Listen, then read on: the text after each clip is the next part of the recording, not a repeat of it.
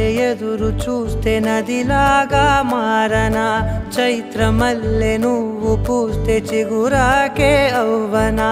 నన్నే వరించే యువరాజును అంట నీ యువరాణి